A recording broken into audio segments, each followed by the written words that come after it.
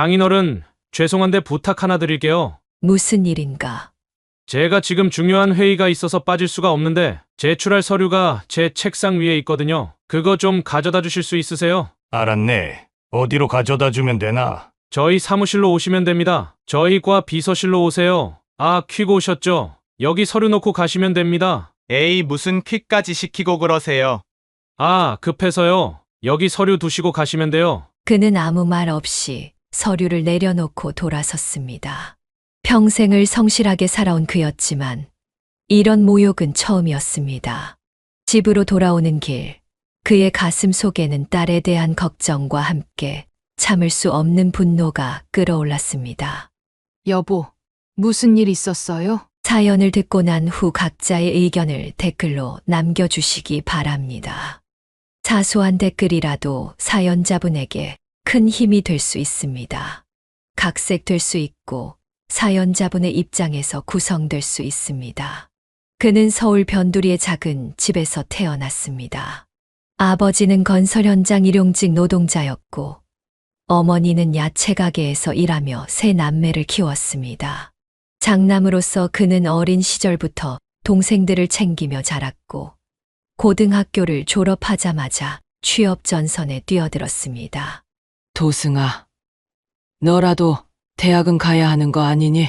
아니요, 어머니. 제가 돈 벌어서 동생들 대학 보낼게요. 고등학교를 졸업하던 날, 그는 담임 선생님의 말씀이 귓가에 맴돌았습니다. 도승아, 너는 성적도 괜찮은데 대학 안 가고 취업하는 거 정말 괜찮겠니?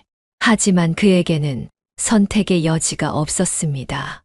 두 동생의 학비를 책임져야 했고 부모님의 허리도 점점 굽어가고 있었습니다. 어머니, 제가 이제 돈 벌게요. 처음 시작한 취업 준비는 생각보다 힘들었습니다.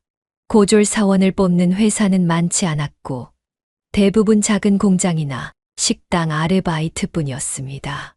학력은 고졸이시네요.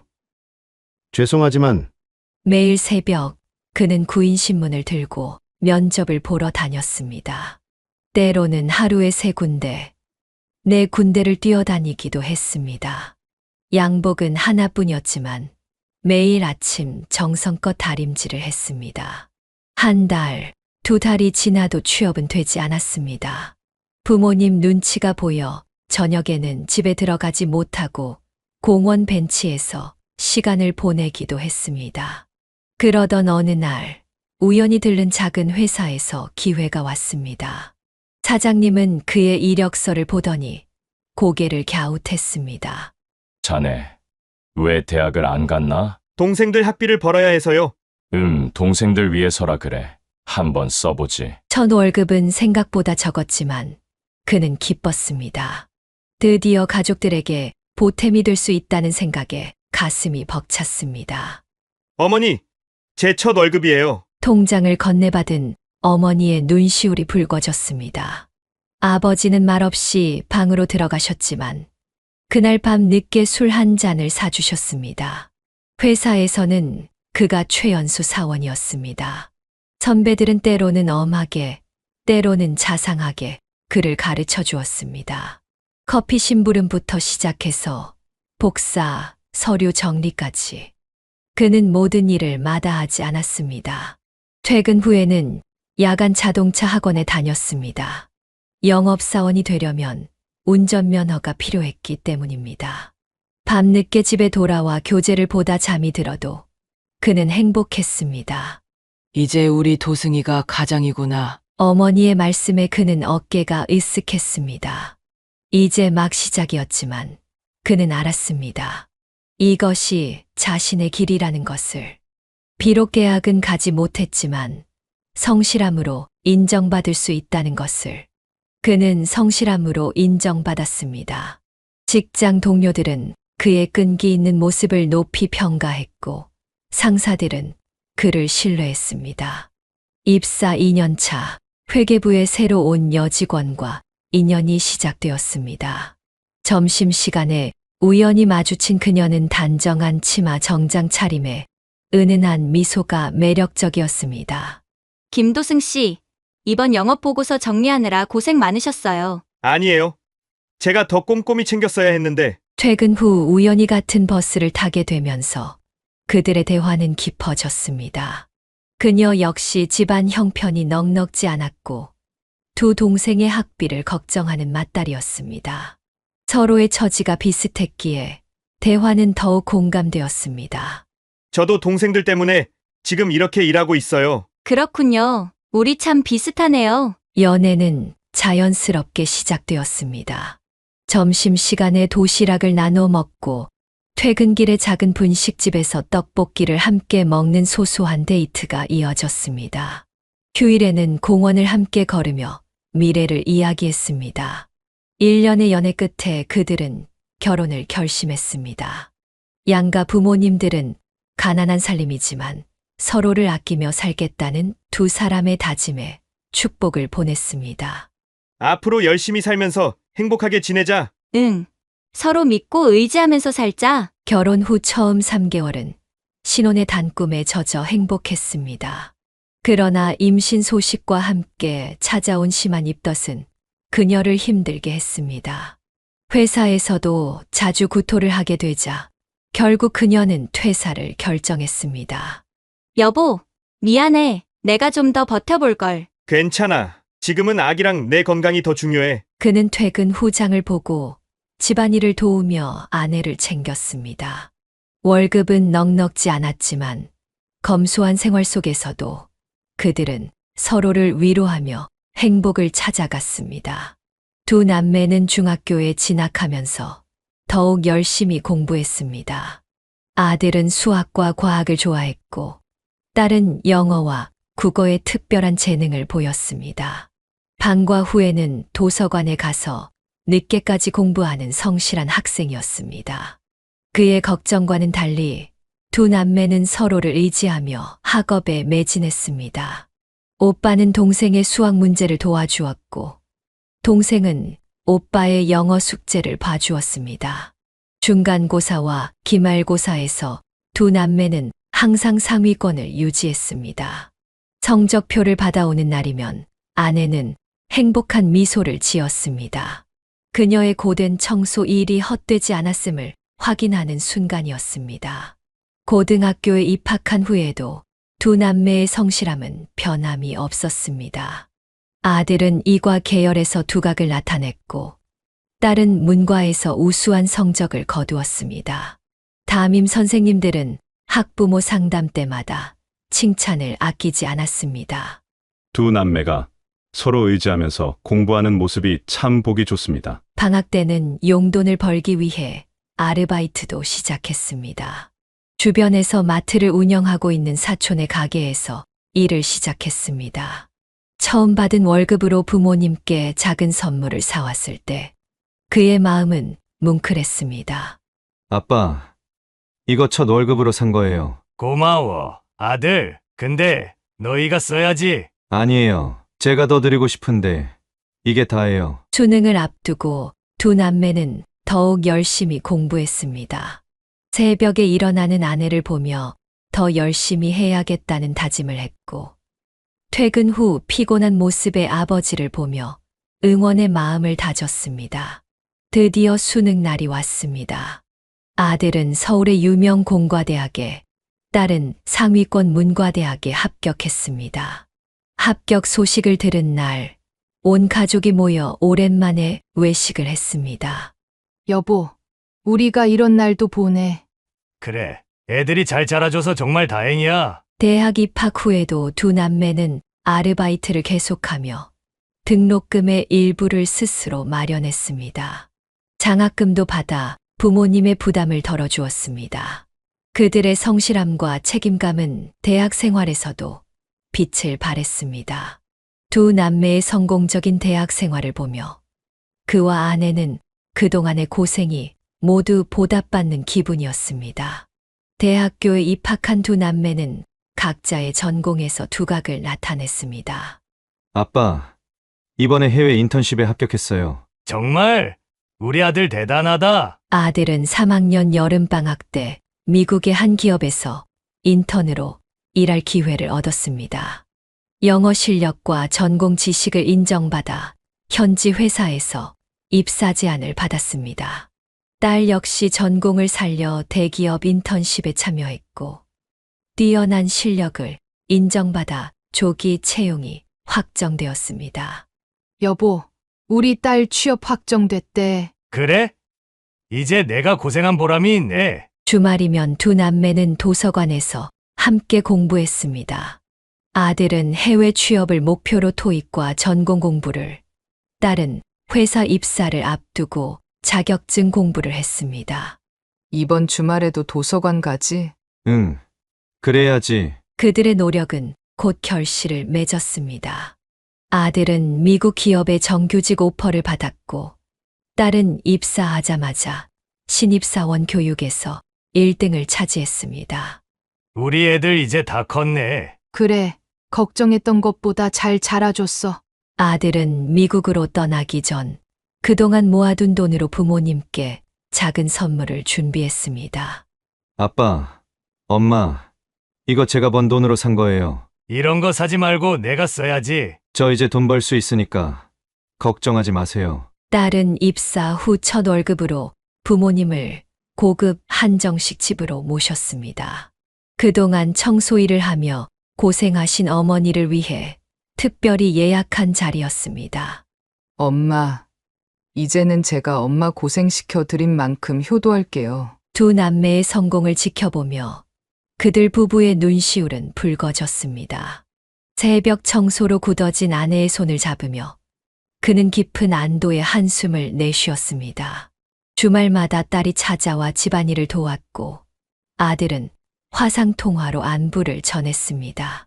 비록 멀리 떨어져 있었지만 가족의 정은 더욱 깊어져만 갔습니다. 아빠, 다음 주에 미국에서 좋은 소식 전해드릴게요. 그렇게 두 남매는 각자의 자리에서 성공을 이뤄가고 있었습니다. 그들의 성공은 부모의 희생과 사랑, 그리고 자신들의 노력이 만들어낸 값진 결실이었습니다. 30년간 몸담았던 회사에서 그는 정년퇴직을 했습니다. 후배들은 그를 위해 깜짝 파티를 준비했고 사장은 직접 감사패를 전달했습니다. 김 부장님, 우리 회사의 산증인이셨습니다. 퇴직금은 예상보다 많았습니다. 그동안의 성과급과 퇴직연금이 더해져 꽤 큰 금액이었습니다. 아내는 통장 잔고를 보며 눈물을 흘렸습니다. 여보, 이제 좀 편하게 살 수 있겠다. 그래, 고생 많았어. 퇴직 후 얼마 지나지 않아 미국에서 기쁜 소식이 전해왔습니다. 아들이 현지 회사의 한국계 여성과 진지한 만남을 시작했다는 것이었습니다. 아빠, 이번에 소개드릴 사람이 있어요. 화상통화로 처음 본 예비 며느리는 단정하고 지적인 인상이었습니다.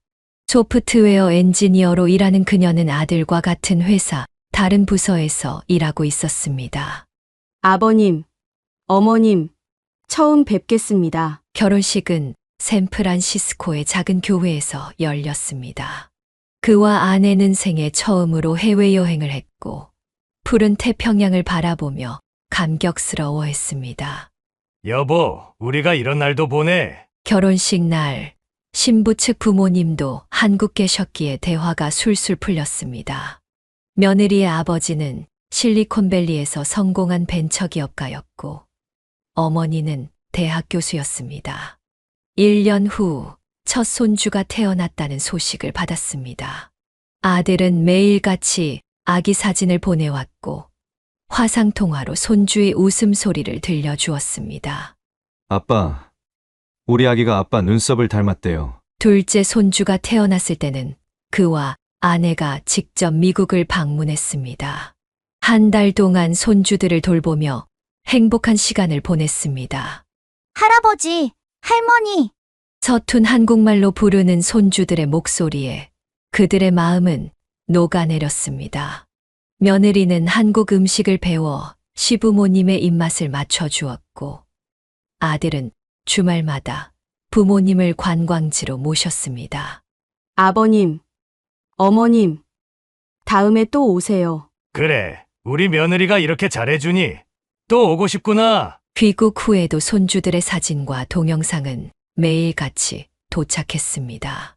첫째가 유치원에 입학하고 둘째가 첫걸음 마를 때는 순간도 영상으로 함께했습니다. 여보, 우리 인생이 이렇게 행복해도 되나? 그래, 이게 다 내 덕분이야. 이제 그의 하루는 손주들의 사진을 보는 것으로 시작해서 화상통화로 마무리됩니다. 비록 멀리 떨어져 있지만 현대 기술 덕분에 가족의 정은 더욱 깊어만 갔습니다. 딸이 대기업 인사팀에서 일한 지 3년째 되던 해였습니다. 회사 법무팀과 정부 부처 간 협력 사업 회의에서 사위를 처음 만났습니다. 안녕하세요. 인사팀 김민지입니다. 반갑습니다. 박준석입니다. 처음 마주친 사위는 단정한 정장 차림에 깔끔한 인상이었습니다. 고위 공직자의 아들다운 세련된 매너와 부드러운 말투를 지닌 사람이었습니다. 그날 이후 두 사람은 자주 마주치게 되었습니다. 회사와 정부 부처 간의 협력 사업이 늘어나면서 회의도 잦아졌고 시간이 지날수록 서로에 대한 관심도 커져갔습니다.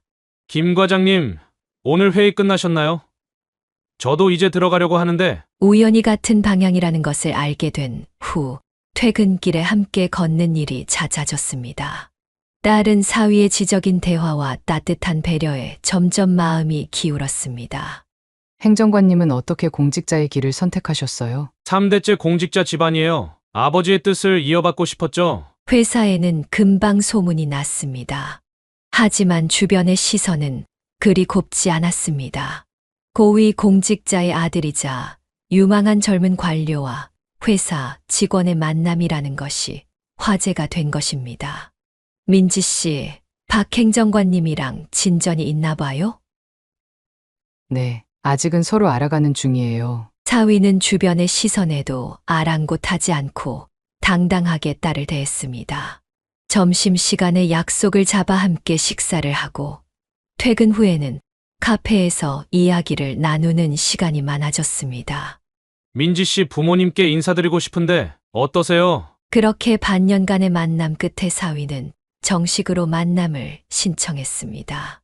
퇴근 후 카페에서 딸에게 청혼하면서 부모님을 뵙고 싶다는 뜻을 전했습니다. 아버지께서는 어떤 분이실까요? 소박하시지만 마음이 따뜻하신 분이세요. 사위는 처음 자신을 소개하러 올 때 비싼 양복을 맞춰 입고 왔습니다. 평소의 모습과는 다른 격식을 갖춘 모습이었습니다. 그때까지만 해도 아무도 몰랐습니다. 그의 겸손한 모습 뒤에 감춰진 오만함도, 정중한 말투 속에 숨겨진 차별의식도, 단지 모두가 좋은 신랑감이라고만 생각했을 뿐입니다. 만남이 깊어질수록 사위는 조금씩 다른 모습을 보이기 시작했습니다. 겉으로는 여전히 예의 바르고 공손했지만 때때로 은근한 신분차별적 발언들이 새어나왔습니다. 어느 날 저녁 사위는 약간의 술 기운을 빌어 혼잣말처럼 중얼거렸습니다. 우리 집안에서는 보통 장관급 이상하고 혼사를 하는데 딸은 이런 말들을 들으면서도 사위의 진심이 아닐 거라 믿었습니다. 하지만 만남이 진지해질수록 시댁의 압박은 점점 더 커져갔습니다. 준서가 결혼은 좀 더 신중하게 생각해보는 게 어떻겠니? 어머니의 이런 말들이 자주 들려왔고 딸은 이를 우연히 듣게 되곤 했습니다. 직장 내에서도 미묘한 기류가 있었습니다. 사위의 동료들은 겉으로는 축하한다면서도 뒤에서는 수군거렸습니다. 딸의 친구 한 명은 은근히 걱정을 표했습니다. 민지야, 그 사람 너무 가문만 보는 것 같지 않아? 하지만 딸은 이 모든 징후를 사랑으로 덮었습니다. 사위가 보여주는 세심한 배려와 공손한 태도가 그의 진짜 모습이라 믿고 싶었던 것입니다. 명품 가방을 선물하면서도 사위는 은근히 딸의 취향을 교정하려 했습니다. 앞으로는 이런 수준의 물건들을 써야 할 텐데 미리 익숙해지는 게 좋지 않을까요? 데이트를 하면서도 사위의 이중적인 모습은 계속됐습니다. 둘이 있을 때는 다정했지만 그의 지인들을 만날 때면 미묘하게 달라졌습니다. 시간이 지나고 딸이 연락해 왔습니다. 퇴근 후 곧장 온 듯 회사 정장 차림이었고 평소와 달리 긴장한 모습이었습니다. 아빠, 엄마, 제가 말씀드릴 게 있어요. 그래, 무슨 일인데? 제가 결혼하고 싶은 사람이 생겼어요. 그는 순간 가슴이 철렁했습니다. 37살이 된 딸의 결혼 문제로 늘 마음 한켠이 무거웠던 터라 이 말을 듣는 순간 안도감과 걱정이 동시에 밀려왔습니다. 어떤 사람인데? 공무원이에요. 올해 42살이고요. 첫 만남 날 그는 아내와 함께 강남의 한 레스토랑으로 향했습니다. 예비 사위는 이미 자리에서 기다리고 있었습니다. 안녕하세요. 장인어른 장모님, 박준석이라고 합니다. 키가 크고 듬직한 체격의 사위는 맞춤 정장을 단정하게 차려입고 있었습니다. 깊이 있는 눈빛과 차분한 말투에서 신중한 성격이 묻어났습니다. 아버님, 늦은 나이에 귀한 따님을 만나 죄송합니다. 아니요, 좋은 분을 만났다니 다행입니다. 식사 중에 사위는 자신의 이야기를 차근차근 들려주었습니다. 여보, 사위 될 사람이 참 듬직해 보인다. 그래, 우리 딸 고생 안 시킬 것 같아. 첫 만남 이후 두 사람은 양가 부모님께 정식으로 인사를 드리고 본격적인 결혼 준비에 들어갔습니다. 예비 사위는 주말마다 찾아와 장인어른과 등산도 가고 장모님의 손맛이 담긴 음식도 즐겼습니다. 아버님, 저희 결혼식은 간소하게 하고 싶습니다. 그래, 너희들 생각대로 하거라. 딸은 결혼 준비로 분주한 와중에도 매일 밤 부모님께 전화를 했습니다. 웨딩드레스를 고르고 신혼집을 계약하는 과정에서 크고 작은 일들을 상의했습니다. 아빠, 제가 이제 시집을 가네요. 그래, 벌써 이렇게 컸구나. 예비 신랑은 매번 방문할 때마다 빈손으로 오는 법이 없었고 특히 아내의 건강을 걱정하며 좋은 보약을 지어왔습니다. 그의 세심한 배려는 아내의 마음을 사로잡기에 충분했습니다. 결혼식 날짜가 잡히고 딸은 매일 저녁 퇴근 후 웨딩숍에 들러 드레스를 맞추고 예식 준비를 했습니다. 그는 가끔 딸이 피곤해 지친 모습으로 잠든 것을 보며 마음 한켠이 아려왔습니다. 우리 딸 결혼 준비하느라 힘들지? 아니에요, 아빠. 전 정말 행복해요. 상견례 날 그는 아내와 함께 고급 한정식집으로 향했습니다. 사도는 이미 도착해 계셨고 단아한 한복 차림의 예비 시어머니와 중후한 양복 차림의 예비 시아버지가 자리에서 일어나 그들을 맞이했습니다. 안녕하세요. 사돈어른. 먼저 와서 기다리고 있었습니다. 자리에 앉자 사돈이 먼저 입을 열었습니다. 고위 공무원 출신이라고 했습니다. 저희 준석이가 늦은 나이에 좋은 인연을 만났네요. 아니에요. 저희 딸이 과분한 사위를 만났습니다. 시아버지는 자녀들의 행복이 최우선이라며 격식에 얽매이지 말자고 했습니다. 그의 겸손한 태도에 긴장했던 마음이 조금씩 풀렸습니다. 요즘 세상에 그런 게 뭐가 중요하겠습니까? 젊은 애들 행복하게 살면 그걸로 됐죠. 시어머니는 수저를 들어 음식을 골라 그의 아내의 접시에 놓아주었습니다. 사돈, 많이 드세요. 앞으로 자주 뵈어야죠. 네, 감사합니다. 사위의 집안은 3대가 모두 명문대를 나온 명문가였습니다. 하지만 그들은 예상과 달리 소박하고 정감 있는 모습을 보였습니다. 사돈어른, 저희 아들 잘 부탁드립니다. 네, 저희도 사위 잘 챙기도록 하겠습니다. 식사가 끝나갈 무렵 시아버지는 주머니에서 봉투를 꺼냈습니다. 아이들 신혼집 보증금에 보태세요. 아니, 이런 걸 왜? 받으세요. 저희도 딸 시집 보낼 때 이런 마음 아시잖아요. 그날 저녁 집으로 돌아오는 차 안에서 아내가 말했습니다. 여보, 우리 딸 시댁이 참 좋은 분들이네. 그래, 너무 걱정했나 봐. 다음 주말 사돈이 직접 그의 집을 방문했습니다. 소박한 아파트였지만 시어머니는 정갈하게 차린 밥상을 보며 연신 칭찬했습니다. 사돈 손맛이 참 좋으시네요. 과찬이십니다. 시아버지는 거실에 걸린 자녀들의 어린 시절 사진을 보며 미소 지었습니다. 따님을 참 잘 키우셨네요. 저희 아들이 복이 있는 거죠. 두 집안은 자연스레 가까워졌고 주말마다 오가며 정을 나누었습니다. 격식과 체면을 중시할 것 같았던 첫인상과 달리 사위의 부모님은 소탈하고 정이 많은 분들이었습니다. 사돈어른, 앞으로 자주 뵈어야겠습니다. 네, 저희도 그러고 싶습니다. 신혼 초기 딸 부부는 매주 주말이면 어김없이 찾아왔습니다. 사위는 항상 고급 과일이나 선물을 들고 왔고 딸은 엄마가 해주는 음식이 그립다며 식탁에 앉았습니다. 아빠, 저희 집은 이제 좀 적응했어요. 그래. 생활하는데 불편한 건 없고. 신혼집은 고급 아파트였습니다.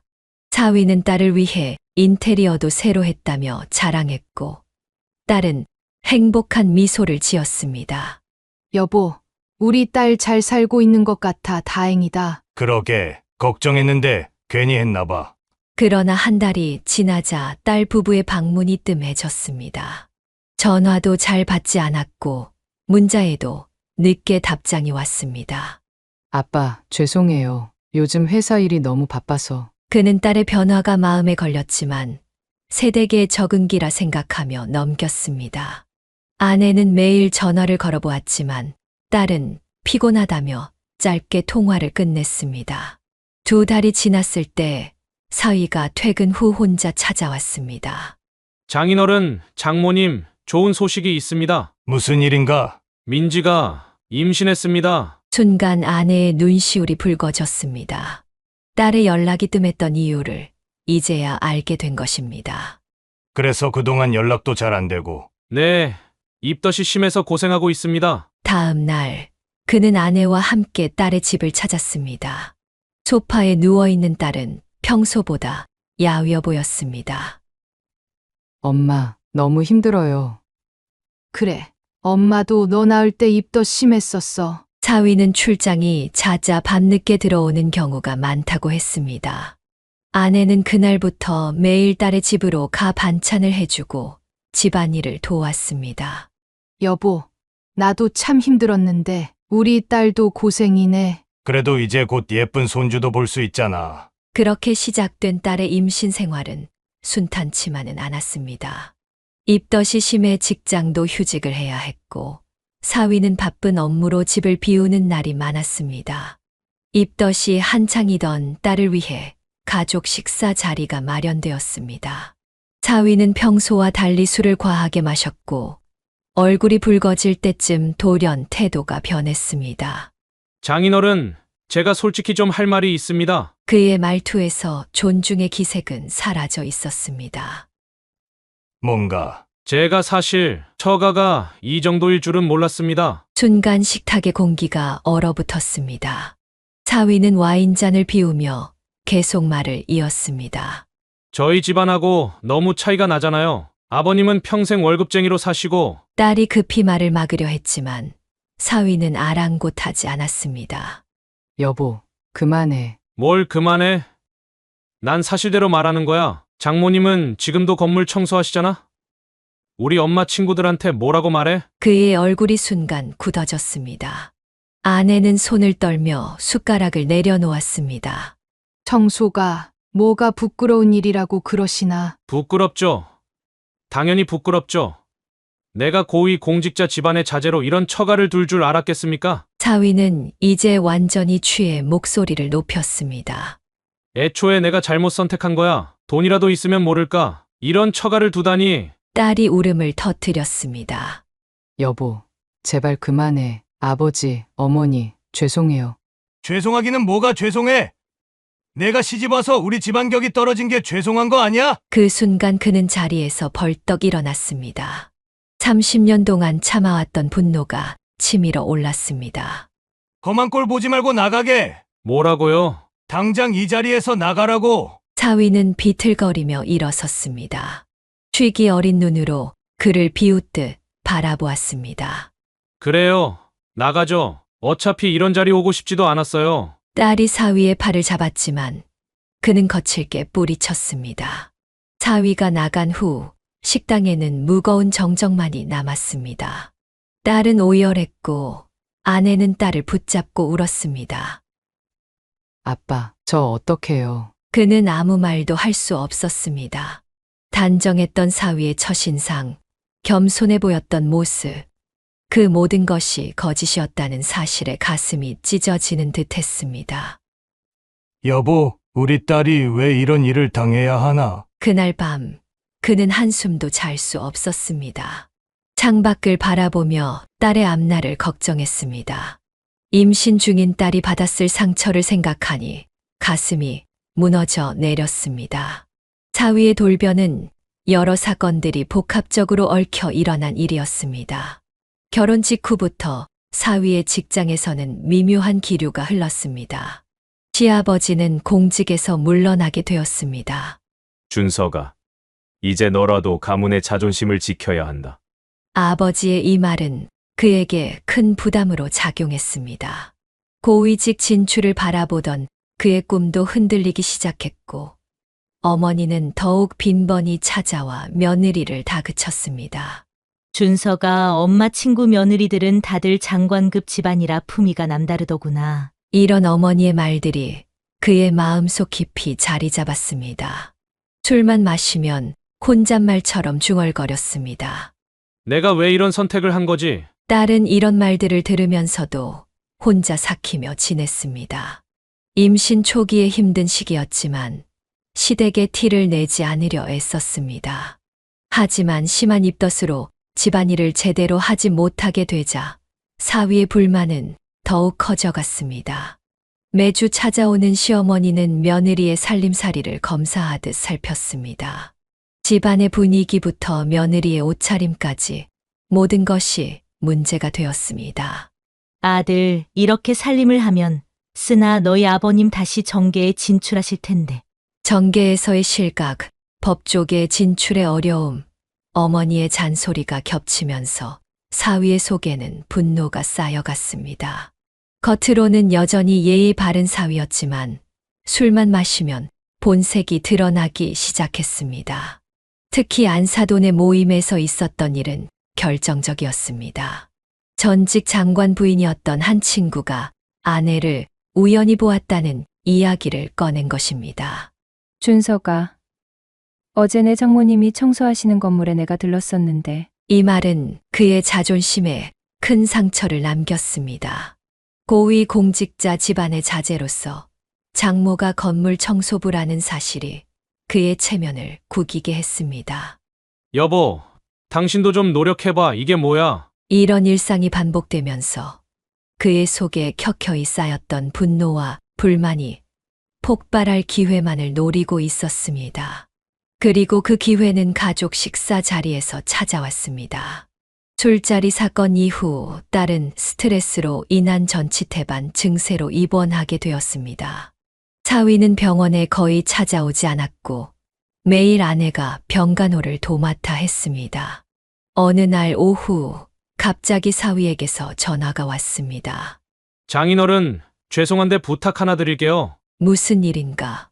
제가 지금 중요한 회의가 있어서 빠질 수가 없는데 제출할 서류가 제 책상 위에 있거든요. 그거 좀 가져다 주실 수 있으세요? 그는 잠시 망설였지만 입원해 있는 딸을 생각해 승낙했습니다. 알았네. 어디로 가져다 주면 되나? 저희 사무실로 오시면 됩니다. 저희 과 비서실로 오세요. 비서실 앞에서 서류를 전달하려는 순간 사위가 젊은 동료들과 함께 나왔습니다. 아, 퀴고 오셨죠? 순간 그의 얼굴이 굳어졌습니다. 사위는 마치 모르는 사람인 것처럼 행동했습니다. 여기 서류 놓고 가시면 됩니다. 옆에 있던 젊은 직원들이 키득거리며 웃었습니다. 에이, 무슨 퀵까지 시키고 그러세요. 아, 급해서요. 여기 서류 두시고 가시면 돼요. 그는 아무 말 없이 서류를 내려놓고 돌아섰습니다. 평생을 성실하게 살아온 그였지만 이런 모욕은 처음이었습니다. 집으로 돌아오는 길, 그의 가슴 속에는 딸에 대한 걱정과 함께 참을 수 없는 분노가 끓어올랐습니다. 여보, 무슨 일 있었어요? 아내가 물었지만 그는 대답하지 않았습니다. 딸이 겪을 상처를 생각하니 차마 말을 꺼낼 수가 없었습니다. 아무것도 아니에요. 그날 밤 그는 한숨도 이루지 못했습니다. 사위가 보여준 막말과 모욕적인 행동들이 머릿속을 맴돌았고 딸의 앞날이 걱정되었습니다. 여보, 우리 딸이 이런 사람하고 살고 있었네요. 시간이 지나고 산부인과 정기 검진이 있는 날이었습니다. 그는 아내와 함께 딸을 병원에 데려다 주기로 했습니다. 검진을 마치고 집에 들르기로 했습니다. 오후 2시 평일이었기에 사위는 당연히 회사에 있을 거라 생각했습니다. 현관문을 열자 구두 소리가 들렸습니다. 안쪽에서 여자의 웃음소리가 새어 나왔습니다. 그는 순간 걸음을 멈췄습니다. 거실 쪽에서 들리는 소리에 귀를 기울였습니다. 괜찮아. 오늘 와이프 안 들어와 저녁 때나 들어올 거야. 침실문이 열리는 소리와 함께 하이힐 소리가 가까워졌습니다. 그 순간 젊은 여자가 사위와 함께 나왔습니다. 둘 다 옷매무새가 흐트러져 있었습니다. 아버님. 사위의 얼굴이 창백해졌습니다. 여자는 황급히 가방을 들고 현관을 빠져나갔습니다. 이게 무슨 짓이야? 그의 분노에 찬 고함의 사위는 아무 말도 하지 못했습니다. 그때 뒤에서 딸의 흐느끼는 소리가 들렸습니다. 여보, 돌아보니 딸이 아내의 부축을 받으며 서 있었습니다. 딸의 눈에서는 눈물이 흘러내렸습니다. 아빠, 저 이제 말할게요. 딸은 그동안 참아왔던 모든 이야기를 털어놓았습니다. 결혼 초부터 시작된 사위의 늦은 귀가, 그리고 우연히 발견한 호텔 영수증들. 처음엔 안마방이었어요. 출장 가서 피곤하다면서 다녔는데 딸은 흐느끼며 계속 이야기했습니다. 사위의 휴대폰에서 발견한 대학생과의 문자 내용, 신용카드 내역에 찍힌 모텔 기록들. 임신하고 나서는 더 심해졌어요. 제가 입덧으로 힘들어하는데 그때부터 여자들을 더 만났나 봐요. 사위는 고개를 푹 숙인 채 서 있었습니다. 장인어른, 죄송합니다. 죄송하다고? 이제 와서? 그의 주먹이 불끈 쥐어졌습니다. 30년 회사 생활 동안 한 번도 폭력을 쓴 적 없었지만 이번만큼은 참을 수 없었습니다. 여보, 그만하세요. 아내가 말렸지만 이미 그의 주먹은 사위의 얼굴을 향해 날아가고 있었습니다. 아버님. 사위가 비틀거리며 쓰러졌습니다. 코에서 피가 흘렀지만 아무도 그를 걱정하지 않았습니다. 당장 이혼해라! 아빠, 이런 인간이랑 더는 살 수 없어! 그날 밤 딸은 짐을 싸서 친정으로 돌아왔습니다. 사위는 계속해서 전화를 걸어왔지만 아무도 받지 않았습니다. 회사 방문과 고발 다음 날 아침 그는 딸과 함께 사무실을 찾았습니다. 증거는 이미 준비되어 있었습니다. 사위의 신용카드 내역, 호텔 영수증, 그리고 몰래 촬영된 사진들까지. 과장님을 뵙고 싶습니다. 비서실에서 잠시 기다리라는 말을 들었습니다. 잠시 후 그들은 인사과장실로 안내되었습니다. 무슨 일로 오셨습니까? 우리 사위 박준석 씨 비위 사실을 고발하러 왔습니다. 과장의 표정이 굳어졌습니다. 공직자의 품위 유지 의무는 공직자에게 가장 중요한 덕목이었습니다. 어떤 내용입니까? 딸이 준비한 자료를 내밀었습니다. 호텔 영수증, 부적절한 만남의 증거들, 그리고 어제 있었던 일까지 모두 담겨 있었습니다. 더구나 어제는 제가 입원해 있는 동안 딸의 목소리가 떨렸습니다. 과장은 자료를 꼼꼼히 살펴보더니 곧바로 감찰계에 연락했습니다. 즉시 조사에 착수하도록 하세요. 그날 오후 사위는 감찰 조사실에 출두 명령을 받았습니다. 상간녀로 지목된 여직원도 같은 시간에 불려갔습니다. 이건 명백한 공무원 품위유지 의무 위반입니다. 감찰관의 목소리는 차가웠습니다. 일주일 후 인사발령이 났습니다. 사위는 지방소도시의 법원으로, 여직원은 다른 지방청으로 전보 조치되었습니다. 이번 건은 엄정하게 처리하라는 게 국장님의 지시입니다. 하지만 사위는 결국 버티지 못했습니다. 갑작스러운 지방 발령에 사표를 던졌고 여직원도 얼마 지나지 않아 사직서를 제출했습니다. 아빠, 이제 어떡하죠? 걱정하지 마라. 이제 다 끝났어. 그날 저녁 바깥사돈이 찾아왔습니다. 이런 식으로 하시면 안 됩니다. 우리 가문이. 가문이요. 제 딸 인생은 어쩌고요? 결국 사위 아버지도 할 말을 잃었습니다. 쌓아온 명성이 한순간에 무너진 것입니다. 이제 와서 더 이상 할 말이 없습니다. 그렇게 공직자로서의 사위의 경력은 끝이 났습니다. 그는 서울에서 가장 유명한 이혼 전문 변호사를 찾았습니다. 40년 경력의 김 변호사는 사건의 전말을 듣자마자 승소를 장담했습니다. 이런 명백한 부정행위는 드문 케이스입니다. 얼마나 걸릴까요? 6개월 안에 모두 마무리하겠습니다. 변호사는 즉시 이혼 소송과 함께 재산분할 청구를 시작했습니다. 사위 측에서는 합의 이혼을 제안했지만 그들은 단호히 거절했습니다. 합의는 없습니다. 법대로 하시죠. 재판이 시작되자 사위의 추악한 민낯이 하나둘 드러났습니다. 호텔 영수증, 신용카드 내역, CCTV 영상까지 불륜의 증거들이 법정에 제출되었습니다. 피고는 혼인 기간 동안 총 23회의 부적절한 관계를 가졌음이 확인됩니다. 판사는 증거를 검토하며 고개를 절레절레 흔들었습니다. 첫 재판에서 양육권은 단독으로 딸에게 넘어갔습니다. 사위는 월 300만 원의 양육비와 2억 원의 위자료, 지급 판결을 받았습니다. 아버님, 민지 좀 설득해 주세요. 법대로 하자며 끝까지 법대로 가보자고. 이어진 상간녀와의 소송에서도 승소했습니다. 5천만 원의 위자료 판결이 났고 그녀는 항소를 포기했습니다. 이제 끝났어요, 아빠. 딸의 눈에서는 참았던 눈물이 흘러내렸습니다. 그는 딸의 어깨를 토닥였습니다. 그래, 이제 다 끝났다. 사위는 이혼 후 지방으로 내려갔다는 소식이 들려왔습니다. 이제는 시골의 작은 변호사 사무실에서 일한다는 소문이 들려왔습니다. 마지막 재판이 끝난 날, 사위의 아버지가 찾아와 고개를 숙였습니다. 우리 아들의 잘못입니다. 너무 늦었지만 죄송합니다. 그렇게 시간이 지나고 비가 내리는 어느 저녁 초인종이 울렸습니다. 그가 문을 열자 사위가 서 있었습니다. 한때 당당하던 모습은 온데간데 없이 초라한 차림이었습니다. 장인어른, 저 좀 살려주세요. 술 냄새가 진동했습니다. 그는 문을 닫으려 했지만 사위가 발을 걸어 막았습니다. 제발 5분만이라도 말씀 좀 나눕시다. 잠시 망설이다 그는 현관 앞에서 사위를 맞았습니다. 집 안으로 들이고 싶지는 않았습니다. 무슨 말을 하려고?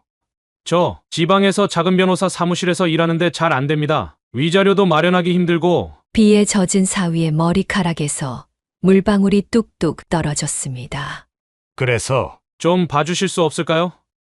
제가 잘못했습니다. 정말 뼈저리게 반성하고 있어요. 그는 사위를 물끄러미 바라보았습니다. 한때 유망했던 사람이 이렇게 전락하다니. 반성.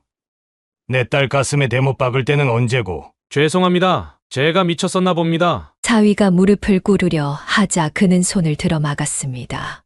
그만해. 체면도 없나? 체면 같은 거 다 버렸습니다. 제발 한 번만 기회를. 기회는 없어. 위자료랑 양육비나 준비해. 하지만 저로서는 그 돈을 내 집안에서 대신 내던지 알아서 해. 우리 딸 인생 망가뜨린 대가는 치러야지.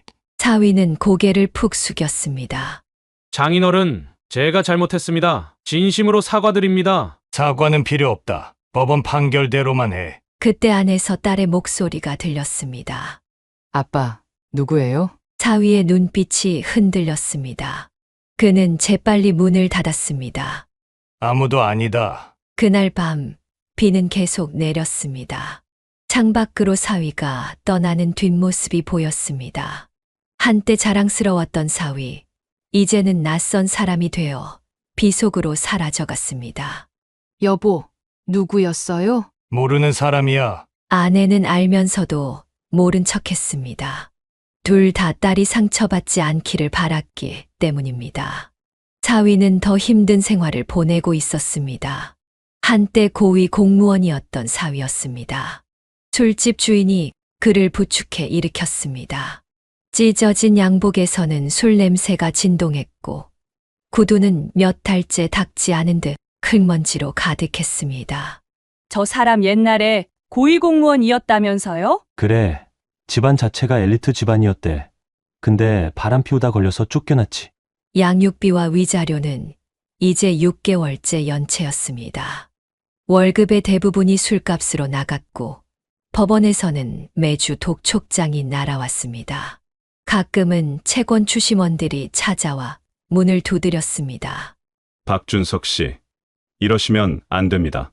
법적 조치를. 다음 주까지만 꼭 마련해서. 아버지는 그를 완전히 절연했습니다. 가문의 수치라는 말과 함께 모든 지원을 끊었고 어머니조차 더 이상 연락을 하지 않았습니다. 설날에 보낸 메시지는 읽지 않은 채로 남아 있었습니다. 준석아, 넌 이제 우리 아들이 아니다. 우리 가문에서 나가라. 하루는 길에서 우연히 옛 동료를 마주쳤습니다. 한때 그의 부하였던 사람이었습니다. 하지만 상대는 그를 모른 척 지나갔고 그의 인사는 허공에 흩어졌습니다. 과장님, 저 박준석입니다. 죄송합니다만 제가 누군지 모르겠네요. 서울 강남의 고급 아파트는 이제 시골 읍내의 반지하 월세방이 되었습니다. 독일제 외제차는 10년 된 중고 경차로 바뀌었고 맞춤 정장은 시장에서 산 값싼 양복이 되었습니다. 거울 속 자신의 모습은 날이 갈수록 초라해져만 갔습니다. 새 휴대폰을 살 돈조차 없었습니다. 동네 사람들은 그를 서울에서 내려온 실패한 양반이라 수군거렸습니다. 한때 청와대에 드나들던 그가 이제는 구멍가게에서 소주를 외상으로 사 마시는 신세가 되었습니다. 박 선생, 외상이 이제 50만 원이 넘었습니다. 죄송합니다. 월급 받으면 꼭. 과거의 오만함은 온데간데 없이 사라졌고 남은 것은 후회와 자괴감뿐이었습니다. 매일 밤 술에 취해 비틀거리며 집으로 돌아가는 그의 뒷모습은 쓸쓸하기 그지없었습니다. 작은 사무실에서 일하는 그의 책상 서랍 속에는 딸과 하연이의 사진 한 장이 고이 접혀 있었습니다. 술에 취할 때마다 꺼내보는 사진은 이제 구겨지고 바랬지만 그에게는 마지막 남은 보물이었습니다. 선생님, 이번에도 월급에서 양육비 압류 들어왔습니다. 네, 알겠습니다. 서류 한 장 한 장을 검토할 때마다 그의 손은 떨렸습니다. 이제는 작은 계약서 하나 제대로 쓰지 못할 만큼 나약해져 있었습니다. 주말이면 그는 혼자 공원 벤치에 앉아 하루 종일 멍하니 시간을 보냈습니다. 가끔 지나가는 어린 딸과 아버지의 모습을 보며 자신이 영원히 잃어버린 것들을 떠올렸습니다. 그렇게 사위의 몰락은 계속되었고 한때 그가 누렸던 모든 것들은 이제 먼 꿈이 되어버렸습니다. 오만했던 그의 과거는 철저히 무너졌고 남은 것은 후회와 쓸쓸함 뿐이었습니다. 해가 뜨기 시작할 무렵 병원에서 전화가 왔습니다. 딸의 진통이 시작되었다는 소식이었습니다. 그와 아내는 서둘러 병원으로 향했습니다. 아빠 너무 아파요. 딸의 손을 잡고 있던 그의 손에 힘이 들어갔습니다. 마지막 진통이 시작되고 새벽 5시 정각에 아기의 울음소리가 울려 퍼졌습니다. 축하합니다. 예쁜 공주님이에요. 간호사가 아기를 보여주었을 때 그는 눈시울이 붉어졌습니다. 마치 젊은 시절 딸을 처음 안았을 때처럼 가슴이 벅차올랐습니다. 여보, 우리 딸이 엄마가 됐네요. 그러게 우리도 이제 할머니 할아버지구나. 아기는 딸을 쏙 빼닮았습니다. 동그란 눈에 오똑한 코, 도톰한 입술까지 어린 시절 딸의 모습 그대로였습니다. 아빠, 우리 애기 예쁘죠? 그래, 너랑 똑같다. 퇴원 후 딸과 손녀는 자연스럽게 그의 집에서 살게 되었습니다. 넓지 않은 아파트였지만 손녀의 웃음소리로 가득 찼습니다. 아기 옷이랑 기저귀는 내가 사올게. 여보, 이제 그만 사요. 벌써 얼마나 샀다고. 아내는 투덜거리면서도 손녀의 옷을 고르는 재미에 푹 빠졌습니다. 그도 퇴근길에 장난감 가게에 들르는 것이 일과가 되었습니다. 우리 똘똘이 할아버지가 또 장난감 사왔네. 손녀는 날이 갈수록 쑥쑥 자랐습니다. 첫 뒤집기, 첫 옹알이, 첫 걸음마까지 모든 순간이 소중한 추억이 되었습니다. 아빠, 제가 이제 취업 준비를 해볼까 해요. 그래. 내 인생도 있으니까. 딸은 육아와 함께 자격증 공부를 시작했습니다. 아내는 손녀를 돌보며 딸의 공부를 응원했고, 그는 묵묵히 딸의 뒷바라지를 했습니다. 우리 딸, 이제 다시 시작하는 거야. 저녁이면 온 가족이 거실에 모여 앉았습니다. 손녀는 할아버지 무릎에 앉아 그림책을 읽고, 딸은 자격증 책을 펴고, 아내는 손녀의 옷을 정리했습니다. 아빠, 행복해요. 딸의 말에 그는 고개를 끄덕였습니다. 쓰라린 과거는 이제 희미해지고 새로운 행복이 그들의 집을 가득 채우고 있었습니다. 세월이 흘러 손녀가 돌을 지났습니다. 상처받은 딸의 얼굴에도 조금씩 웃음이 돌아왔고 아내도 예전의 활기를 되찾아갔습니다. 퇴직 후 그는 매달 동창회에 나가곤 했지만 사위 사건 이후로는 발길을 끊었습니다. 하지만 이제는 달랐습니다. 술자리에서 친구들이 물었습니다.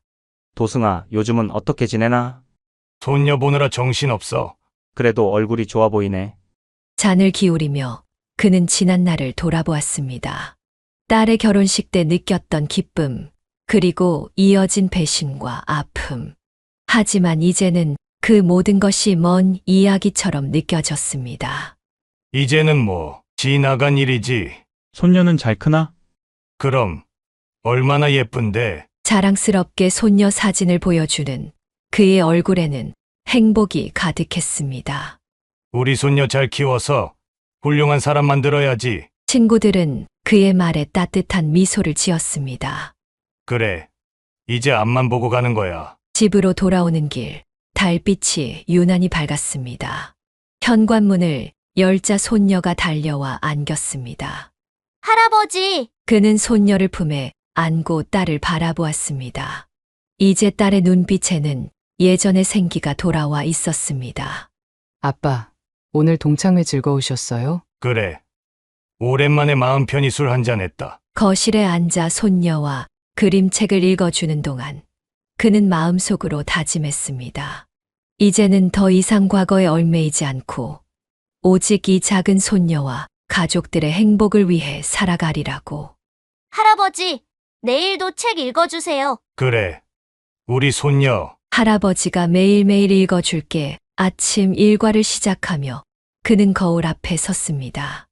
어느덧 70을 바라보는 나이가 되었습니다. 흰머리가 늘었고 주름도 깊어졌습니다. 여보, 나 많이 늙었죠? 뭔 소리예요? 아직 정정하시구만. 아내의 말처럼 그는 여전히 건강했습니다. 매일 아침 공원을 산책하고 일주일에 2번은 수영장도 다녔습니다. 거울 속 자신의 모습을 바라보며 지난 날들이 스쳐 지나갔습니다. 가난했지만 성실하게 살았던 젊은 시절, 자녀들을 키우며 보낸 중년의 시간들, 그리고 이제는 손녀의 할아버지가 되어 있었습니다. 아빠, 오늘 면접 보러 가요. 딸이 화장대 앞에서 분주히 준비하는 모습이 보였습니다. 육아와 함께 준비한 자격증 시험에 합격하고 이제 새로운 도전을 시작하려 했습니다. 잘 될 거야. 손녀가 아침잠에서 깨어나 그를 찾았습니다. 할아버지, 안녕하세요. 우리 손녀딸 잘 잤어. 손녀를 안아들며 그는 생각했습니다. 자신이 이 나이에도 가족의 중심에서 버팀목이 되어야 한다고. 비록 몸은 예전만 못하지만 마음만은 더욱 단단해져 있었습니다. 여보, 나 오늘 은행에 들러야겠어요. 왜요? 손녀딸 이름으로 적금을 들어주려고요. 아내는 말없이 미소를 지었습니다. 그들은 말하지 않아도 서로의 마음을 알 수 있었습니다. 거울 속의 자신과 마주하며 그는 다짐했습니다. 앞으로도 건강관리를 잘해서 가족들의 든든한 버팀목이 되어주리라고. 그것이 자신의 남은 인생에서 가장 중요한 사명이라고 생각했습니다. 할아버지, 오늘은 공원 가? 손녀의 작은 손을 잡고 나서는 그의 발걸음은 어느 때보다 가볍고 힘찼습니다. 아침이면 그의 집은 활기로 가득합니다. 딸은 회사로 출근하기 전 하연이의 아침 준비를 돕고 아내는 도시락을 싸며 분주히 움직입니다. 엄마, 오늘 저 야근이에요. 알았어. 그럼 내가 하연이 유치원 데리러 갈게. 딸은 대기업 인사팀에 취직해 승진도 했습니다. 이제는 당당한 워킹맘으로서 자신의 길을 걷고 있습니다. 처음에는 육아와 직장 생활을 병행하는 것이 쉽지 않았지만 가족들의 든든한 지원 덕분에 안정을 찾았습니다. 저녁 식탁에서 하연이는 하루 있었던 일들을 신나게 이야기합니다. 그는 손녀의 작은 이야기 하나하나에 귀 기울이며 행복을 느낍니다. 유치원에서 그린 그림, 친구들과 놀았던 이야기, 선생님께 배운 새로운 노래까지.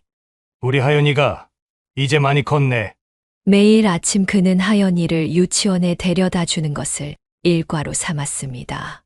길을 걸으며 나누는 대화는 하루의 가장 행복한 시간입니다. 주말이면 내 식구는 함께 근처 공원을 산책합니다. 하연이는 그의 손을 잡고 앞장서서 걷고 딸과 아내는 뒤에서 이야기를 나누며 걷습니다. 때로는 근처 놀이터에서 시간을 보내기도 하고 날씨가 좋으면 소풍도 갑니다. 아빠, 정말 행복해요. 딸의 말에 그는 고개를 끄덕입니다. 지난 날의 아픔은 이제 희미한 기억이 되었고 그들의 일상은 잔잔한 행복으로 가득 찼습니다. 저녁이면 거실은 가족들의 웃음소리로 가득합니다. 하연이는 할아버지 무릎에 앉아 책을 읽고 딸은 옆에서 회사 서류를 보며 아내는 뜨개질을 합니다. TV에서 흘러나오는 소리가 배경음악이 되어 평화로운 저녁을 만듭니다. 여보, 우리 이제 진짜 행복한 것 같아요. 주말 저녁이면 딸은 하연이와 함께 요리를 합니다. 앞치마를 두른 하연이가 엄마를 도와 반죽을 치거나 야채를 씻는 모습을 보며 그는 마음속 깊이 감사함을 느낍니다. 하연이의 재롱스러운 모습에 온 가족이 웃음을 터뜨립니다. 명절이면 친척들이 모여듭니다. 처음에는 딸의 이혼 사실 때문에 어색했지만 이제는 모두가 자연스럽게 받아들입니다. 오히려 하연이의 밝은 모습을 보며 더 많은 사랑을 보여줍니다. 우리 하연이 정말 잘 크고 있어요. 친척들의 칭찬에 따른 행복한 미소를 짓습니다. 그는 옆에서 그런 딸의 모습을 보며 가슴이 따뜻해집니다. 할아버지, 내일은 또 뭐하고 놀아요? 하연이의 눈망울에는 내일에 대한 기대가 가득합니다. 그는 손녀를 바라보며 생각합니다. 이제 그들에게 남은 것은 오직 행복한 미래뿐이라고. 아침 8시가 되면 어김없이 화상통화 알림음이 울립니다. 미국은 이제 저녁 시간. 퇴근한 아들이 가족들과 함께 저녁을 먹기 전 한국의 가족들과 이야기를 나누는 시간입니다. 아버님, 어머님, 안녕하세요. 며느리는 여전히 한국말을 깔끔하게 구사합니다. 실리콘밸리에서도 한인 커뮤니티와 활발히 교류하며 아이들에게도 한국어를 가르치고 있습니다. 할아버지, 안녕하세요. 손주들의 서툰 한국말에 그의 마음은 늘 따뜻해집니다. 첫째 준호는 이제 초등학교 3학년, 둘째 민서는 1학년이 되었습니다. 우리 준호, 민서 많이 컸구나. 아이들은 저마다의 이야기로 화면을 채웁니다. 준호는 학교에서 있었던 과학 프로젝트 이야기를, 민서는 발레 수업에서 배운 새로운 동작을 자랑합니다. 아빠, 하연이랑 통화하고 싶대요. 화면 속 손주들이 사촌 동생 하연이를 찾습니다. 하연이는 곧장 달려와 사촌 오빠, 언니와 이야기를 나눕니다. 비록 한 번도 만난 적은 없지만 아이들은 마치 옆집에 사는 친구처럼 친근하게 대화를 이어갑니다. 하연아, 다음에 우리가 한국 갈 거야. 매주 아들은 아이들의 사진과 동영상을 보내옵니다.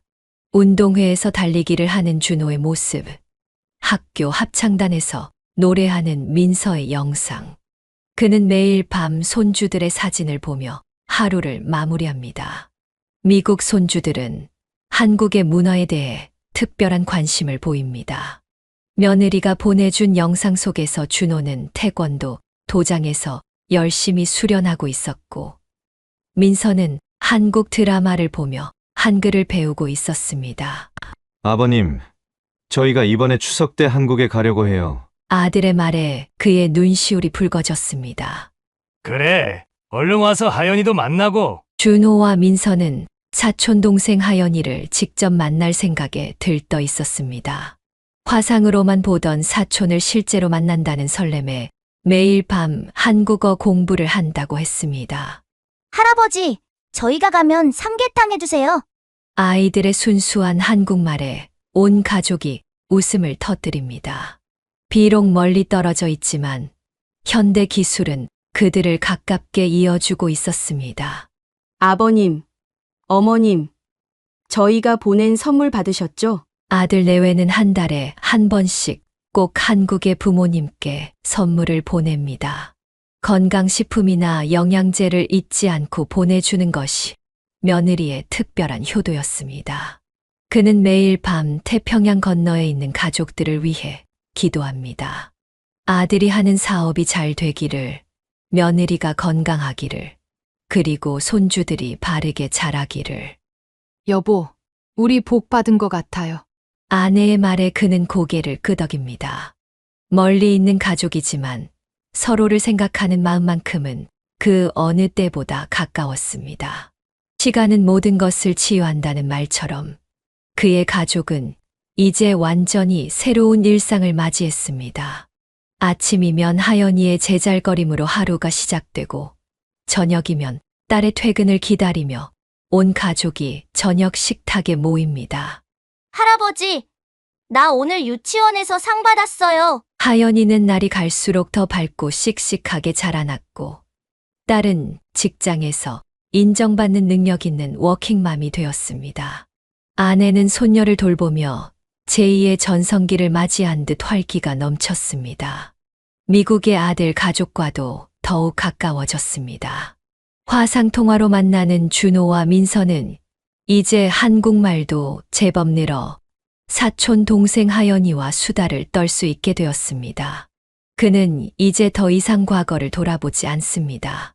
딸의 상처는 완전히 아물었고, 하연이는 밝고 건강하게 자라고 있었으며 아들 가족도 행복한 삶을 이어가고 있었습니다. 여보, 우리 손주들 보면서 살 수 있어서 참 좋죠? 그래요, 이게 다 당신 덕분이에요. 칠순을 앞둔 나이에도 그의 하루는 여전히 바쁩니다. 아침에는 하연이를 유치원에 데려다주고, 낮에는 수영장에서 운동을 하고, 저녁이면 손주들과 놀아주느라 시간 가는 줄 모릅니다. 아빠, 제가 이제는 알아요. 왜 그때 그런 결정을 하셨는지. 딸의 말에 그는 고개를 끄덕였습니다. 시간이 지나고 보니 모든 것이 제자리를 찾아가고 있었습니다. 이제 그의 집은 매일이 잔치입니다. 하연이의 웃음소리, 딸의 퇴근 후 이야기, 아내의 맛있는 저녁 식사, 미국에서 들려오는 아들 가족의 소식까지. 작은 일상의 행복이 차곡차곡 쌓여갑니다. 할아버지, 나 커서 뭐가 될까요? 우리 하연이는 뭐가 돼도 잘할 거야. 손녀의 맑은 눈동자를 바라보며 그는 생각합니다. 인생이란 결국 새로운 시작의 연속이라는 것을. 그리고 그 시작을 함께하는 가족이 있다는 것이 얼마나 큰 축복인지를. 이제 그의 남은 꿈은 단 하나입니다. 건강하게 오래 살면서 손주들의 성장을 지켜보는 것. 그것이야말로 그가 바라는 가장 큰 행복이었습니다. 사연을 듣고 댓글을 남겨주시기 바랍니다. 사소한 의견일지라도 사연자분에게는 큰 힘이 됩니다. 노골적인 악성 댓글은 사연자분에게 상처가 될 수 있으니 삼가주시기 바랍니다.